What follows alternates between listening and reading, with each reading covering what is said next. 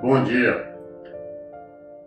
Hebreus 6, a partir do versículo 13. Carta aos Hebreus, capítulo 6, versículo 13. Essa primeira carta que nós estamos lendo, porque nós iniciamos o estudo das cartas. E nós estamos em Hebreus, depois tivemos, com certeza, as cartas têm muito estudo, muita coisa para nós estarmos falando aí. Com certeza vamos terminar o ano e vamos entrar o próximo ano ainda nas cartas. Talvez até quase ao meio do ano que vem. Se Deus assim permitir, nós estivermos vivos até lá. Versículo 3 diz assim: quando Deus fez a sua promessa a Abraão, jurou por si mesmo, tendo em vista não haver outro maior por quem jurar, e declarou: esteja certo de que eu o abençoarei e farei numerosos os seus descendentes. Deus, quando prometeu, não tinha ninguém, ele podia prometer e jurar por quem? Não tinha ninguém. A maior autoridade do mundo é ele, falou, jurando por ele mesmo. Para abençoar os seus descendentes. Você tem quantidade enorme de descendentes. Só que o povo não entendeu, o ser humano não entendeu, os hebreus não entenderam. Acharam que estava falando de descendentes carnais. Mas Deus está falando de descendentes da fé. Todos tiveram fé como Abraão. Os judeus mesmo. Que não têm fé. Não creram na palavra. Se cresce, viveria de forma diferente, acreditaria em Jesus. Versículo 15. Sendo assim, havendo Abraão esperado com paciência certeira, alcançou a promessa. Perseverança. Deus um dia de maneira clara disse para ele, olha, você vai ter um filho. Ele falou filho, um filho legítimo. Não falou que ele ia ter um bastardo. E ele levou muitos anos, para ver isso acontecer, para ver Isaac vir. E veio. Ora, os homens juram por quem é maior que eles, e para eles o juramento confirma a palavra empenhada, pondo fim a toda discussão. Do mesmo modo, Deus querendo demonstrar de forma mais clara aos herdeiros da promessa a imutabilidade do seu propósito, interveio com juramento, para que nós, que nos refugiamos no acesso à esperança proposta, sejamos grandemente encorajados por meio de duas afirmações imutáveis, nas quais é impossível que Deus minta. Quando nós temos necessidade, não vamos jurar, apesar que nós não podemos jurar, que Jesus deixou bem claro, nós não podemos jurar por nada. Mas quando alguém jura, o que ele jura por algo mais sério, algo maior. Quando é criança, eu me lembro que a gente falava assim, por um juramento, para não ter dúvida com um coleguinha, para o pai, não, eu juro pela minha mãe. Quantas vezes as crianças naquela época, hoje não, hoje é um modernismo todo diferente. Não juro, quero ver minha mãe morta se isso não aconteceu, meu pai morto, eu jogo por isso, por aquilo outro, mas sempre alguma coisa maior, uma seriedade. para mostrar também da mesma forma, tipo quase como a imutabilidade daquele compromisso que nós estamos assumindo. Quando nós juramos, é porque nós temos certeza. Olha que o ser humano é falho. Aí quando Deus entrou com Abraão, entrou com juramento, o maior que existe é ele, então ele jurou por ele mesmo. Jurou por ele mesmo. Ou seja, só ele ficou garantido que é impossível não acontecer.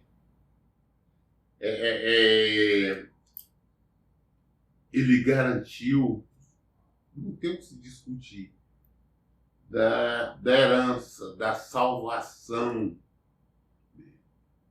Porque Abraão foi homem de fé. Por que tu não fala pai Abraão? Porque pai Abraão, independente se a pessoa é israelita, se é chinês, japonês, alemão, brasileiro, africano, se ele vive pela fé, não estou falando da fé natural, não. Estou falando da fé sobrenatural. O que é a fé sobrenatural? Você crê no Senhor. Como que eu creio no Senhor? Eu creio em Jesus. Como que eu sei? Já vi Jesus pessoalmente assim? Não. Eu já vi Deus pessoalmente? Não. Eu vi ele na palavra, porque ele é verbo e a palavra. Ah, pastor, mas Jesus aparece, ele pode aparecer para você assim, não. Se aparecer alguma coisa dizendo ser Jesus, eu vou orar, vou repreender, vou expulsar em o nome de Jesus. Nós lemos no início, capítulo 1. Antigamente ele tinha falado de várias maneiras, agora nos fala pelo Filho. Quem é o Filho? A palavra, o verbo. Então não tem esse negócio, não. Jesus me visitou. Existe isso aqui. Não. Então preste atenção. Ele nos garantiu a salvação. Ele garantiu uma grande herança. Nós somos descendentes de Abraão, se nós vivermos para vermos pela fé, vivermos nele. Então, olha bem a seriedade, que ele prometeu, ele jurou por ele mesmo a imutabilidade do seu propósito em intervir com juramento para que nós que nos refugiamos no acesso à esperança proposta, nós nos refugiamos nesse acesso, presta bem atenção, à esperança proposta. Qual que é a esperança? A esperança de salvação. Nós temos a esperança de sermos salvos. Nós temos a esperança de ter vida eterna. Nós temos a esperança de irmos viver com Jesus e não sofrimento. Então nós temos essa esperança, nós nos refugiamos. Essa promessa aqui não é de agora, essa promessa é desde Abraão. É promessa que a pessoa não, mas foi na lei, não, antes de Moisés, não existia Moisés, não existia nada disto quando Deus prometeu. Não existiam as tribos, nada disso. Tudo aconteceu com o propósito de Deus. Tudo de acordo com o propósito de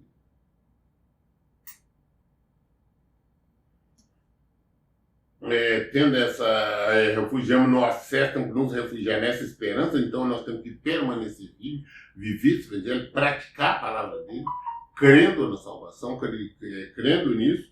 Então nós refugiamos, então sejamos grandemente encorajados por meio de duas afirmações imutáveis, nas quais é impossível que Deus minta. Versículo 19 fala, essa esperança é para nós como âncora da alma,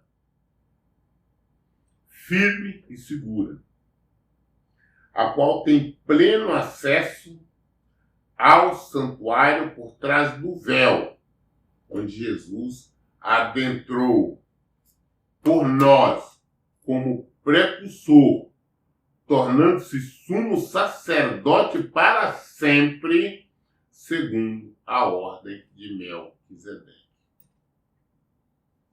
essa esperança como uma âncora para a nossa alma. Olha bem, nós somos uma alma que habita um espírito e tem um corpo. Então, qual é a nossa segurança? Como na nossa alma nós temos certeza, nós temos que viver pela fé, praticar o Evangelho, praticar a palavra do Senhor, porque nós seremos salvos. Seremos salvos. Alcançaremos a salvação. Em Cristo Jesus. Por quê? Porque há muitos anos Deus fez essa promessa, inicialmente a Abraão, para todos nós.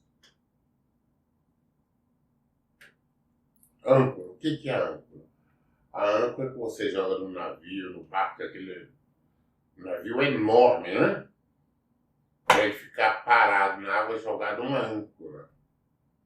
Antigamente os barcos menores jogam a âncora de mão, mas os grandes, o Gelamac vai descendo a âncora. É enorme. Aquele peso enorme faz com que a embarcação, o navio, permanece parado, permanece estável. Da mesma forma para nós. Essa esperança de salvação tem que ser a âncora para a nossa alma. A certeza da nossa salvação.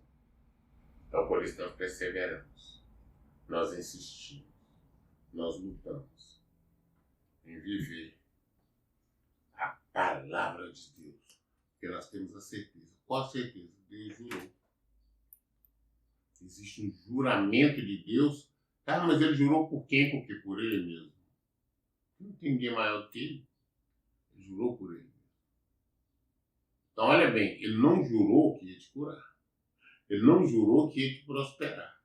Ele não jurou nada disso. Mas jurou que nós seríamos salvos se nós vivêssemos pela fé, se nós agirmos como Abraão. Abraão foi o pai da fé por quê?